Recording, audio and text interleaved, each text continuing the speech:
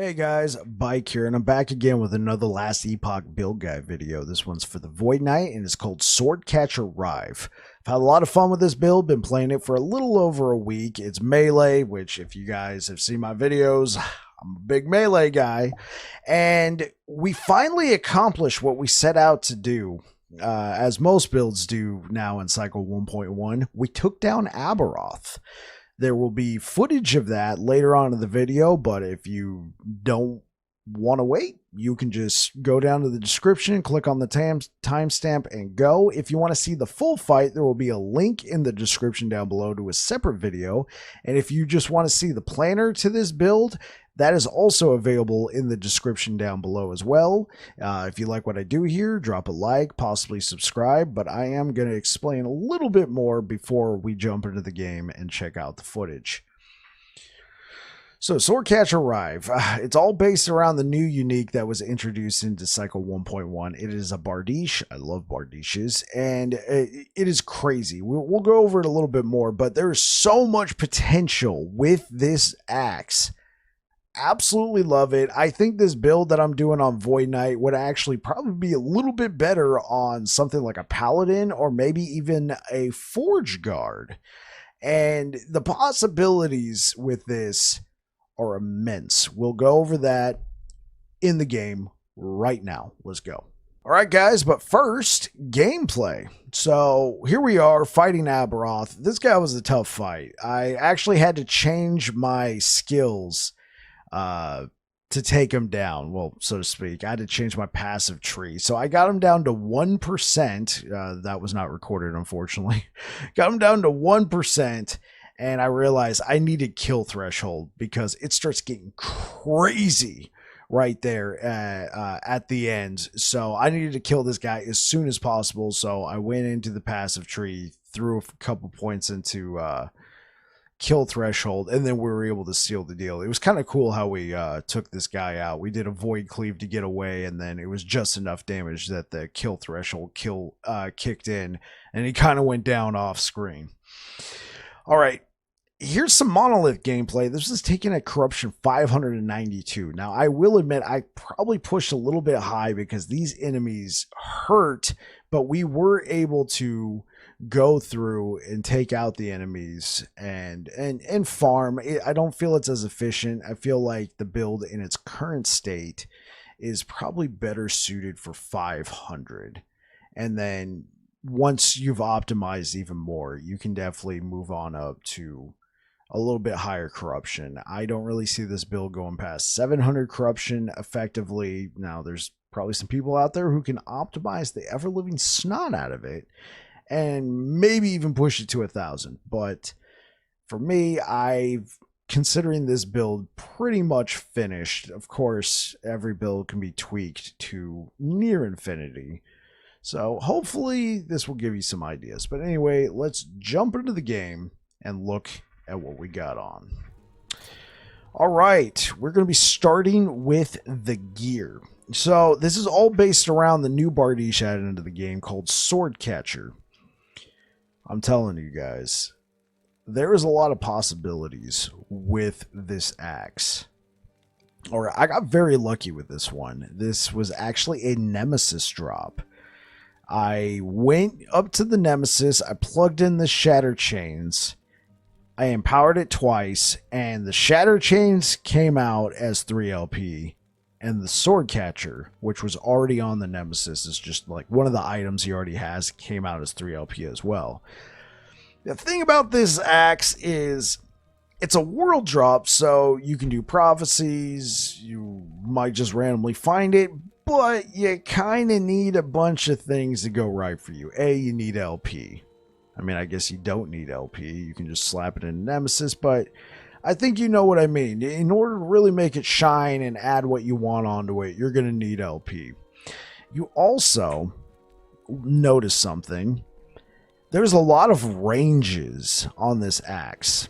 And probably one of the biggest ones, and the biggest reason why I use this axe, is the plus to melee attacks. Yes, we have a +4 to Rive on our Titan Heart and a +5 to all melee attacks. What does that give us? 30 points in Rive, but we're going to check that out once we get to the skills section. So that's kind of insane, but let's go over what Swordcatcher says. You have a 12% parry chance. Parry was added into the into Cycle 1.0, and it's a new defensive mechanic where you can block a hit. You still take any effects that are issued, like damage over time, but for the most part, you take 0 damage if you parry a hit. We get +5 to melee attacks. Like I said, this one's kind of difficult because it has a range of 1 all the way up to 6. We got 5. I consider that a win. We also get +29 melee damage for us and our minions. We're not using minions, but we still have us. So we get +29 melee damage to go with the 130 melee damage that's the implicit on this axe. But that too has a range that goes all the way up to 39. So 28 to 39. We got kind of a low roll on this one. Nonetheless, damage is damage. Next, this one doesn't have a range. 100% chance on parry to restore you and a random minion to full health and grant 5 seconds of frenzy. Might as well be called fury, right? Frenzy. There's 2 buffs in the game called Frenzy and Haste. I mean, there's a lot more, but let's just go over those 2 general ones. Haste gives you more movement speed. Frenzy gives you more attack speed. And you need a lot of attack speed considering the base attack on Swordcatcher kind of sucks. 0.89. Ugh. While we have Frenzy, we gain +45 melee damage. So it's a nice little conditional damage boost. And the effect of Frenzy on us is increased by 57%. So by default, Frenzy gives you a 20% attack speed bonus. With this weapon, it increases that 20% attack speed bonus by 57%. Now, that's not like a multiplicative. That's 57% of 20%. Drop the percent, think of it as 20. 57%, you're looking at, what is that, 21, 22, somewhere around there, 21 and a half. I don't know, 10 and a half. I'm sorry, my math was pretty bad on that one. Sorry. But you can see you're now looking at a 31% attack speed bonus instead of 20%. And while we have Frenzy, we get that extra damage. Well, what's a great way to make sure we always have Frenzy? 3.1 seconds of Frenzy after you use the traversal skill. 41% increased effect of Frenzy. So as you can see, we almost have 100% increased Frenzy effect on us. Well, you might be asking, well, where's your traversal skill? I'm looking at your bars. Well, if you've seen any of my previous builds, Void Cleave. So when we use Void Cleave, bam, we gain Frenzy. And we gain a lot of attack speed. Alright.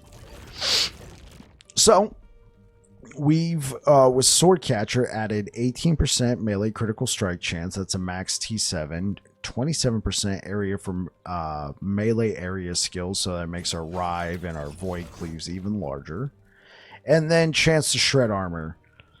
Chance to shred armor is not necessary on the weapon. I'd say the most necessary thing on this weapon is the melee critical strike chance. That helps out a lot.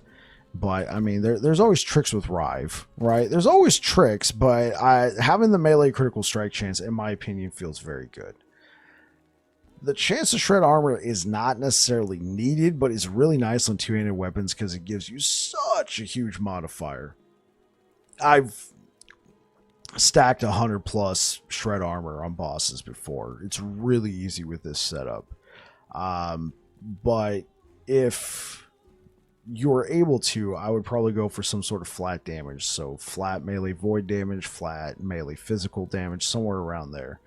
The good thing about this setup is all this melee damage on Swordcatcher is adaptable damage. You notice it doesn't have a tag. It doesn't say melee physical, melee fire, melee, etc., etc., etc. So what's going to happen is whatever the skill is, whatever it's scaling with, it's going to become that damage. So in this case, the damage on Swordcatcher is becoming physical. The damage on our healing hands, yeah, we're stacking healing hands, is going to become fire. kind of goes into its nice little pockets because it's adaptable. Now, unfortunately, we can't turn this into something like melee void damage, but I'll take what I can get. Also, this is kind of why I'm saying that this might be a little bit better. This setup might be a little bit better on a Paladin or Forge Guard, but we're making it work big time. All right, I've had this ring since like day 3 of the cycle, maybe even day 2 of the cycle. So 91% critical strike chance, 55% void, 35% critical strike avoidance, and health. You don't necessarily need to go this route, but I'm not using a Leonines in this build. We're using Decayed Skull because Decayed Skull got changed. They added armor mitigation, also applies to dots in this cycle. So Decayed Skull now all of a sudden has a lot more value in builds where we're trying to build up armor against dots. I think it really competes with Leonines now. Now the armor, it's somewhere around like at least with everything that I'm wearing right now, it's somewhere around a Terror Crown.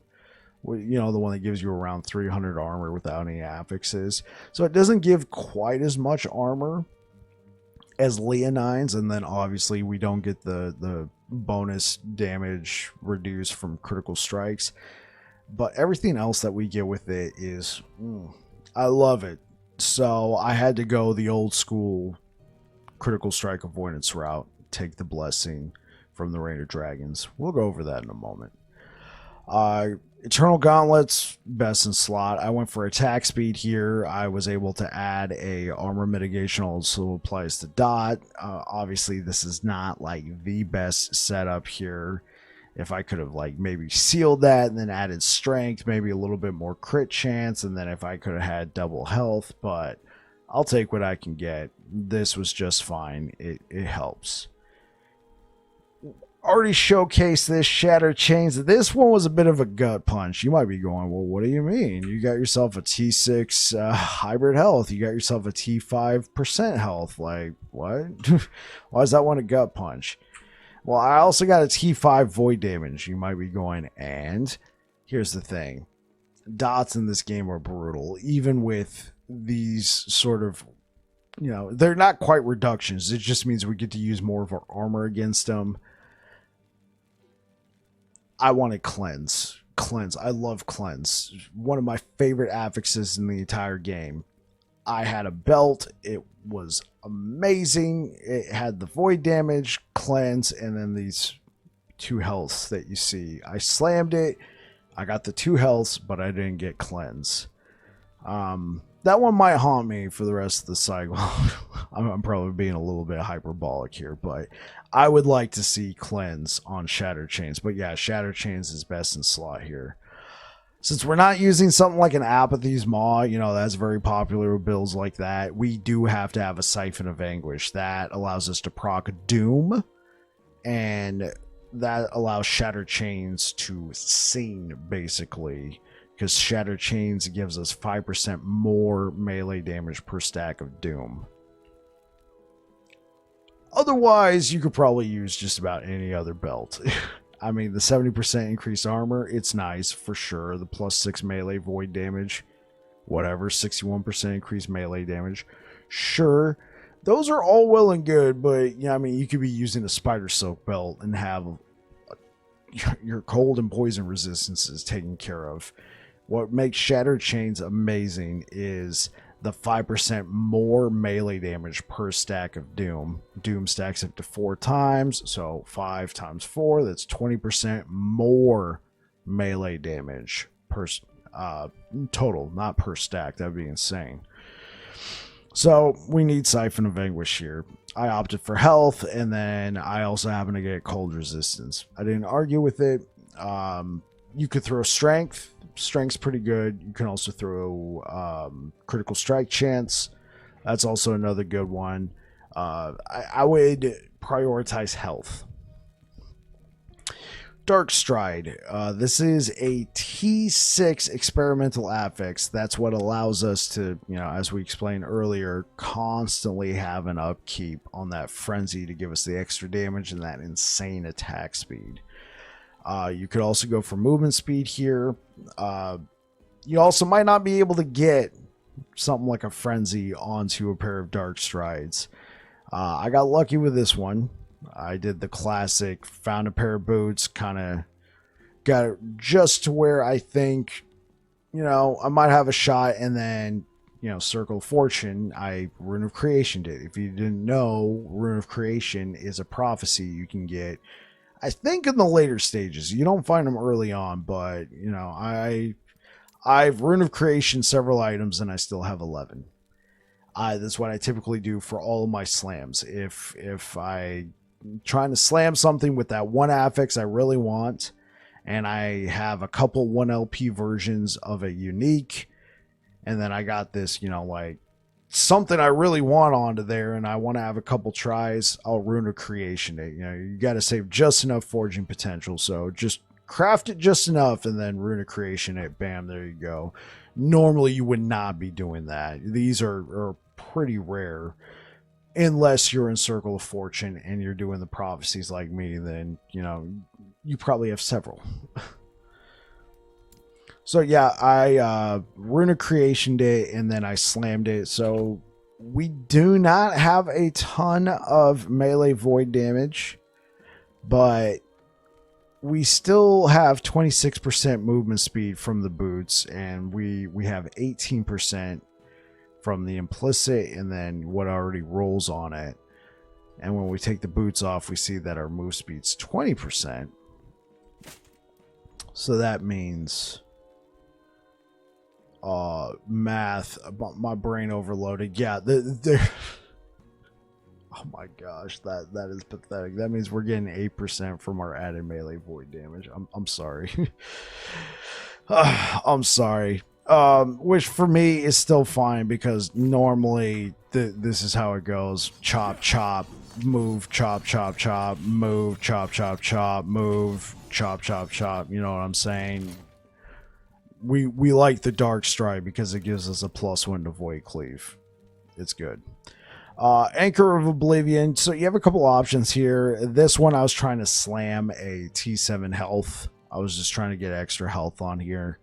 I don't really think adding a +3 to Void Cleave or anything like that is necessary, but you can if you want to have some more points in your Void Cleave. Honestly, I just wanted health. I do have one with health, but it was like 43 health. The health was, it's good with all of our percent bonuses. It's almost 100 health. You can definitely go for that, but I opted for this. This was the Anchor of Oblivion I was using when we killed Aberroth. So, I mean, if anything, it gives us 53% increased physical damage. That actually helps Rive. We'll go over that in the skills section if you're curious about all that. And then finally, let me explain a few more things. Anchor of Oblivion is best in slot. It gives us 24% increased armor. Like I said, try and go for health. 93% increased void damage. Nice. 40% endurance. This caps our endurance for us. As you may or may not know, we all start with 20% endurance. So, and the cap is 60%. So you need to find 40% endurance somewhere. This does it for us. One shot. Anchor of Oblivion, yes. On top of that, it gives us some endurance threshold. Gives us when hit. When a hit leaves you below your endurance threshold, you are slowed and you release a powerful wave of void oblivion. Oblivion wave, a devastating wave of void centered on the caster. Added spell effectiveness applies 3 stacks of slow to the caster. So we get slowed, but we also do damage to the enemy. The damage is not super high, doesn't matter. And then we also get 12 strength.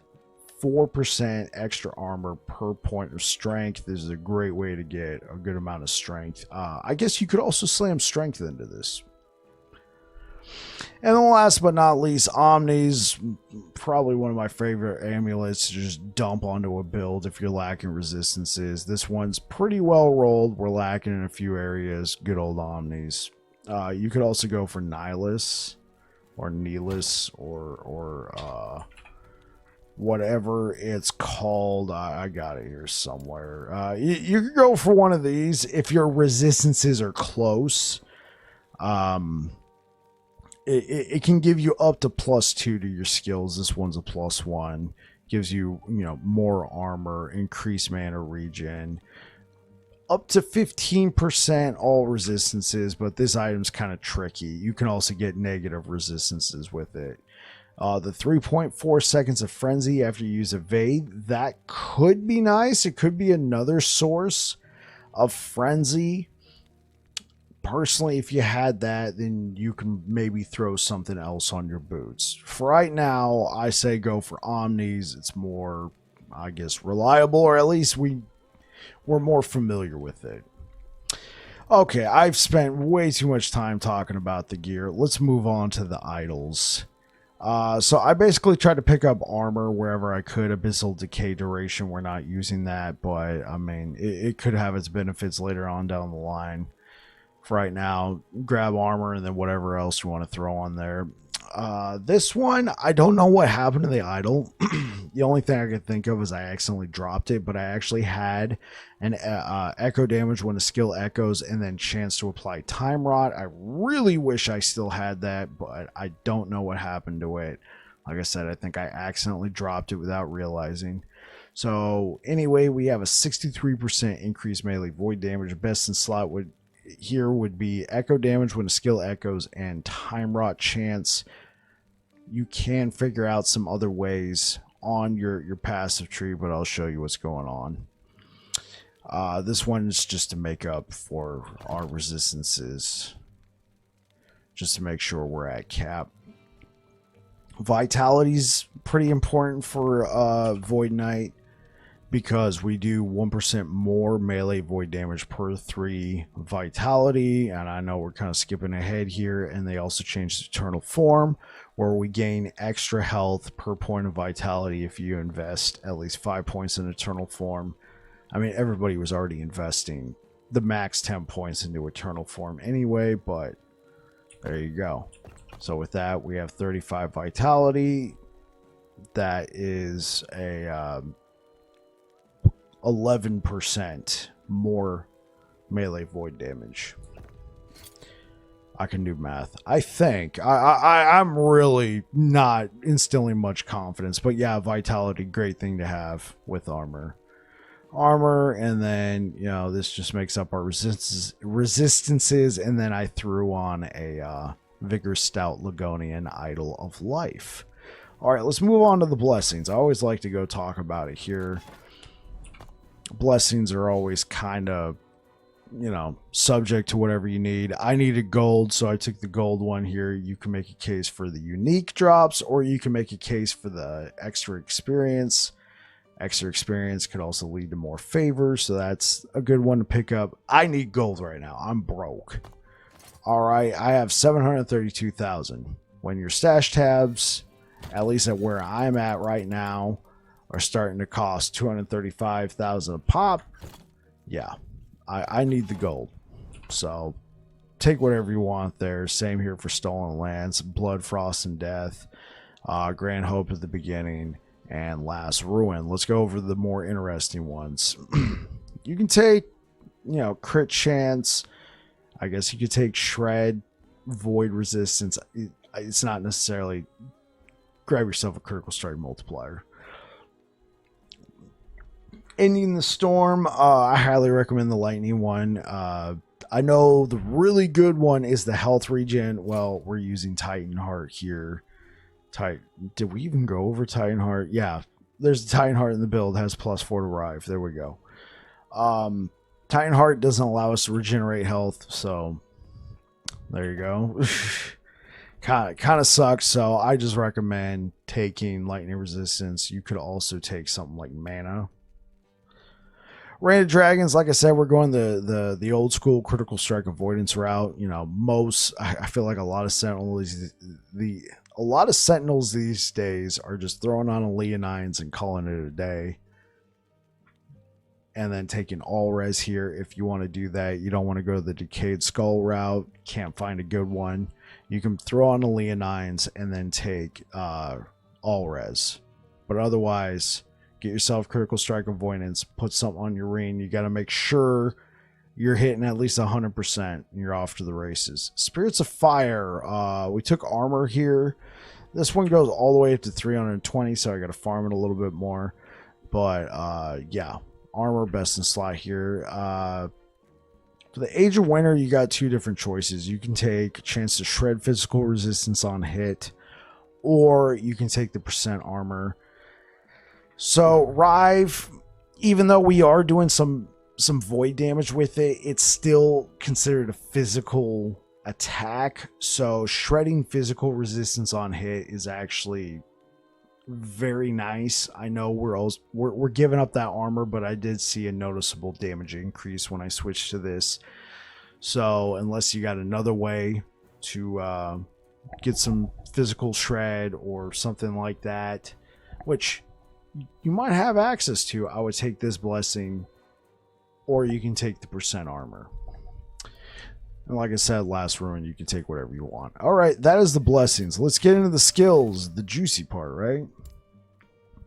So we got 30 points in Rive, as explained earlier. We got a +4 on Titanheart and a +5 to melee attacks. Since we get so much from Swordcatcher, you could get away with throwing whatever you want on here. Like, you don't necessarily need to take Rive. You can take strength, health, whatever. But I mean, we do get 126% melee damage increase, and then the +4 gives us a lot of room to work. So we're going to go over everything that we took. Since we have a +18 to melee critical strike chance, can't see it. Let's see if I can move my face. Right now we have a 47% melee critical strike chance total. But when I use Anomaly, it goes up to 81%. And it's not going to show here, but let's move my face back down here. It's not going to show here because I can't actually hit anything. When we're using this node, we gain increased critical strike chance. This affects all of your skills, right? This affects all of your skills. So when I've hit enough enemies with this and I use Anomaly, I'm at over 100% critical strike chance. That means everything I'm doing that's melee is critting. So the Void Cleave and the Healing Hands damage are critting along with Rive. Every attack on Rive is critting. So I only put 1 point in concentration just to try and put 3 points in adrenaline. I really like the attack speed. It helps out a lot. I put all 5 points here. So originally I was running 3 points in brutality. If you don't have melee critical strike chance, I would actually highly recommend that, and then putting 3 points in concentration and 1 point in focus strike. But since we have the crit chance, I'm not using focus strike. That way everything crits. So since everything can crit, I decided to put 2 points in Sever, 1 point in Twisting Fangs, and then 3 points in Savagery. What this allows me to do is the full bonus here is 45% more damage on the third strike of Rive. Here, this is 45% more damage against an enemy that's ignited. It's not dependent on the stacks. It's dependent on if they are ignited or not. So that means all of your Rive hits are doing 45% more damage. That means your first and second hits are doing that. I think it's a nice little bump. And so if you need Ignite chance, you can put 2 points in Sever, 1 point in Twisting Fangs, and there's your Ignite chance. They just need to be ignited. It is not stack dependent. All right, I put 4 points in Bound Weapon. I wanted to get this modifier up as much as possible. It's actually really good against bosses because right now our armor's at 4,356. Oh, excuse me. And so when you have the highest chance possible and you're hitting enemies and you're hitting them really fast, you can actually build up a lot of stacks of Bound Weapon. We then take a point in Foe Cleaver. It gives us double the ailment. So, double. when we're hitting enemies. And then scrap metal. Instead of getting a forged weapon, we get a stack of scrap metal, which gives us 3% armor, 3% extra damage per scrap metal. Looks like it is more damage. Excuse me. We get 3% more damage. It's multiplicative with other modifiers. So I've built up a ton of these stacks. When you're attacking that fast, I've built up like 10, 15 stacks. That's a lot of armor, and that's a lot of extra damage. Scrap metal is actually really good against bosses because, we build up all that armor. It gives us a little bit more survivability. Put 3 points in champion. This is another multiplicative bonus. It gives us like 15%, plus we get an increased stun chance. 1 point in weapon specialist while we're holding an axe. Hey, we're using a bardiche. We gain 1 extra void damage per point in vitality. There we go. 1 point in temporal warrior. This allows us to gain minor void damage. We don't scale with it, but now what's happening is Rive is dealing a little bit of void damage. So we can kind of add to it. It's kind of like doing 2 different forms of damage. It's still scaling itself with physical damage, but now you're doing a little extra void damage on the side. And then on top of that, it doubles our echo chance. So right now we're at 40% echo chance. This becomes 80. They start attacking real quick. Right? And then we took 4 points in Ripples of Oblivion. This gives us even more damage, and then the damage is tripled for echoes. Real nice. What you could do if you want is you could take like 1 point away from here, here, or here just to make up for that. But personally, I liked the benefits I was getting here a little bit more than Ripples. So 4 points in Ripples is fine.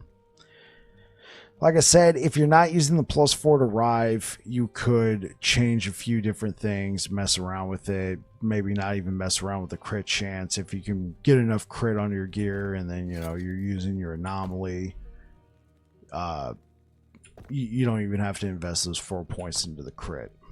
All right, let's move on to Void Cleave. So we took 1 extra charge with Void Cleave, so we had to put 3 points in Armor Sunder to get up to here, but that's what gives us 3 charges. 1 from Dark Stride, and then 1 in the skill tree, so there you go. A lot of mobility, and a lot of damage, in fact, because we took 3 points in Dark Pathway, extra cooldown, and then we took 4 points in Vorpal Force. We do 8% more damage per stack of bleed, up to 120% more damage with just Void Cleave. I'm telling you guys, this damage can get nutty, and we have a massive bleed chance with Sword Catcher, and we're attacking so fast. There's just so many stacks of bleed on the enemy so quick. So hit, cleave, hit, cleave, hit, cleave.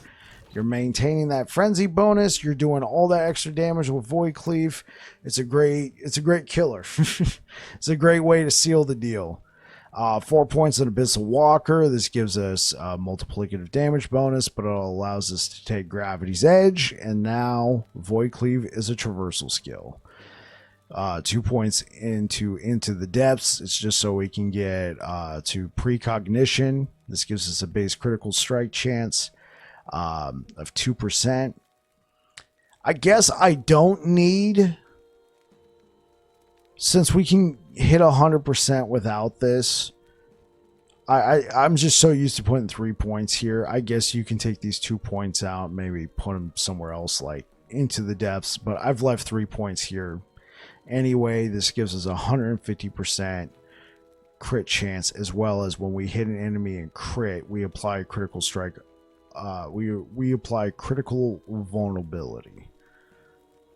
Void Cleave hits, apply critical vulnerability, and Void Cleave has... Oh! My mistake, guys. Just hitting them with Void Cleaves gives them critical vulnerability. You can mess around with it.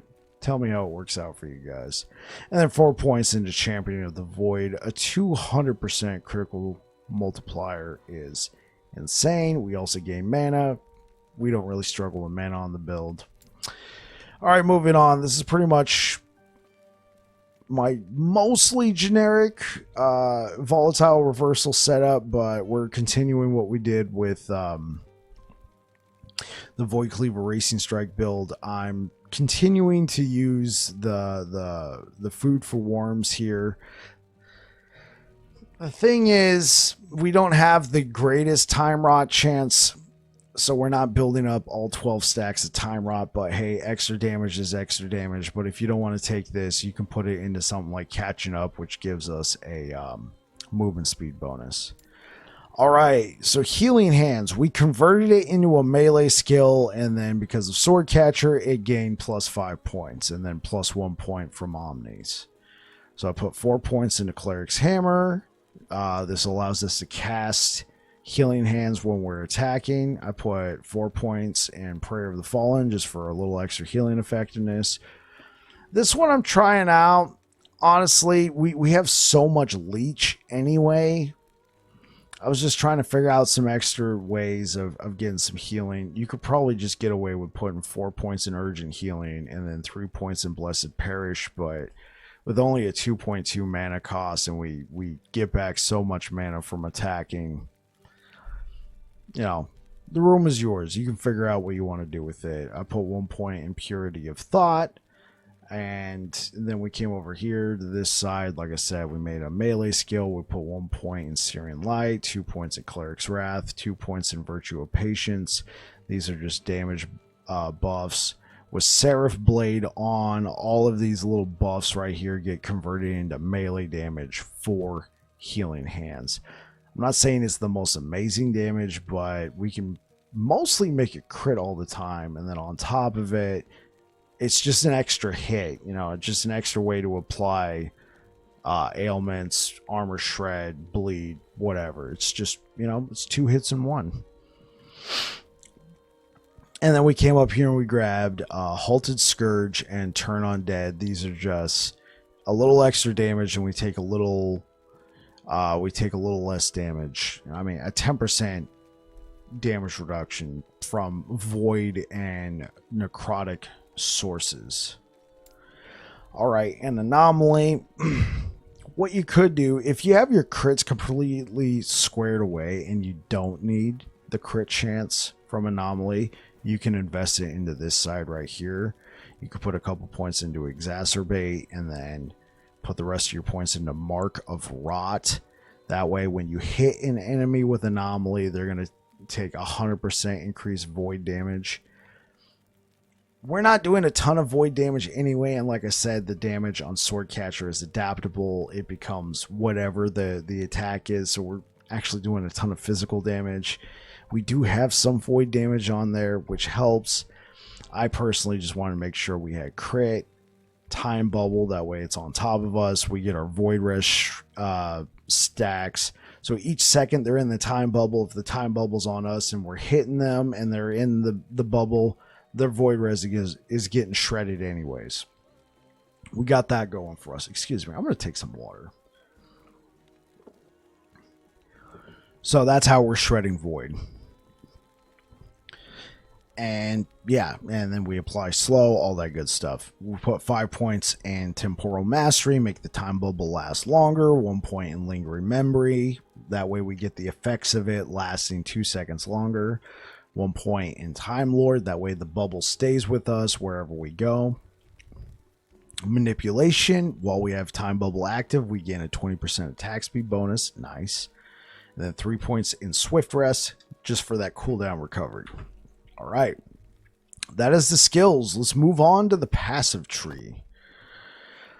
All right, we took 30 points in Sentinel. If you feel like your mana and your health regen are fine, you don't need to take 5 points in Time and Faith. You can just split it between Juggernaut and Fearless. I personally think this is a great thing to have. So I've taken 5 points in Time and Faith. That also gives you a little bit more wiggle room with Healing Hands if you don't need to put all the points into reducing its mana cost. Now, if you're going to be generating 10 mana a hit and you make this like an an 8 mana cost, right? You can maybe put an extra point somewhere else, maybe a little extra healing, who knows. Anyway, I feel like Time and Faith is a great node. They've changed how it works. It used to give you, when you put all 5 points in, it used to give you a flat 10 health back per hit. Now, you don't actually need to hit anything. You just need to be doing this. So, example, we're going to use Anomaly. Bam. We're just generating it back. We're generating our health and we're generating our mana. So, what they did with this is they changed the node to give us 10% of our missing health back. So this is actually, as our health is going lower, the healing from this goes up. But then as we're getting more full on our health, the healing drops off drastically. It goes really well hand in hand with Healing Hands and the Leech that we have on the build. Then we took 5 points in Blade Master. We're using an axe, so we get a 30% damage increase. All right, I put 5 points into Defiance just to get the Healing Hands and the elemental resistance. If you are able to, you know, maybe if you're a little bit more crafty than me and you can figure out your resistances better, maybe you can put 5 points or even 8 points in Conviction, give you that physical penetration and that increased physical damage. This is a possibly great thing to pick up right here, but I needed the elemental resistance. So, a few ideas out there for you.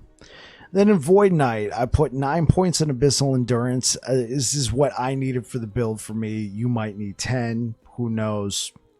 Go from there. 2 points in Temporal Corruption. This allows us to pick up a little bit more melee void damage, which helps boost the movement speed from Darkstride a little bit. Not a lot, but it helps. And then gives us a little extra flat melee damage. 1 point in Void Corruption. What it basically does is all 78 points now. And the Void Knight tree is now 78% critical strike multiplier. World Eater. This gives us 6 melee damage leeches health, 6% melee damage leeches health, as well as 6% void damage leeches health. So we're leeching from the void damage and then the melee damage. It's not melee void damage. Stop. It is 6% melee damage and then 6% void damage. So if you're doing all melee damage and no void, you're still getting 6% leech, but if you're doing full-on melee void, that's a 12% leech, or vice versa. If you're just doing all void damage and it's not melee, you're getting 6% leech. Great note. I love what they did here. 8 points in Doom Knight gives us a little extra health and some strength. This is what I was talking about earlier. I'm leaving this here because this is how I killed Aberroth. If you're able to kill Aberroth just fine without without finality, then put it all into Rock Grip. I personally needed the kill threshold, so I took 4 points out of Rock Grip, put it into finality. Normally, I wouldn't be using finality at all if I'm running like echoes or anything like that. The time rot chance really builds up. That way, our Food for Worms does more damage, but this helped so much. Like I said, I got him down to 1% health. Then I died. Eternal Form. This thing is great. I think I already kind of mentioned it earlier. Plus 10 vitality, 20% increased health, and then we gain even more health than what vitality normally gives us if we put at least 5 points into Eternal Form. Like I said, almost every Void Knight build always took 10 points in Eternal Form. Then we got 5 points in Echoing Strikes, 10 points in Time Legion, 1 point in Avatar of Regret, and then 15 points into Dread. We need the movement speed, also gives us 120% increase in void damage. That is the build. Thank you very much for being here. If you like what I do here, drop a like, possibly subscribe. Anyway, you guys take care. Have yourselves a good one. Cheers.